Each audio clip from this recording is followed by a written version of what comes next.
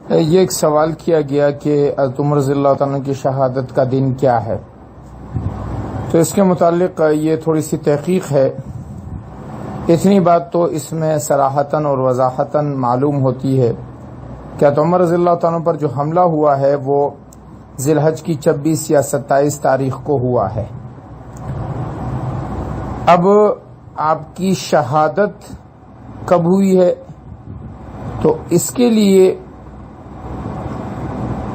بعض علماء کہتے ہیں کہ آپ رضی اللہ عنہ کی شہادت یکم محرم کو ہوئی ہے، اور بعض علماء کہتے ہیں کہ 29 کو ہوئی ہے۔ تو یہ مختلف اس میں اقوال ہیں جس کے بنا پر آپ کی شہادت کا دن جو ہے وہ بعض روایتوں میں یکم محرم الحرام قرار دیا جاتا ہے، بعض لوگ اسے 26 ذی الحج قرار دیتے ہیں۔ تو یہ ایک اختلاف ہے جو یہاں پر میں نے ایک کتاب البدایہ والنہایہ جو کہ تاریخ کی کتاب ہے اور معتبر کتاب سمجھی جاتی ہے، اس کے کچھ حوالے نقل کیے کہ جس میں حضرت عمر رضی اللہ عنہ کی شہادت کے متعلق کہا گیا ہے کہ انہوں نے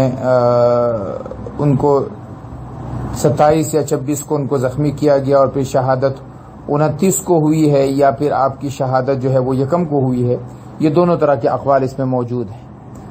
باقی بعض علماء 26 کو ہی شہادت کا دن قرار دیتے ہیں، جیسے کہ یہ الفاروق کے حوالے سے علامہ شبلی رحمہ اللہ کی جو کتاب ہے اس کے حوالے سے یہاں پر جو پوسٹ آئی ہے، اور بعض علماء یکم محرم الحرام قرار دیتے ہیں۔ لہٰذا یہ اختلاف جو ہے یہ اسی بنیاد پر ہے کہ جس کو جو بات پہنچی اس نے اس کو نقل کر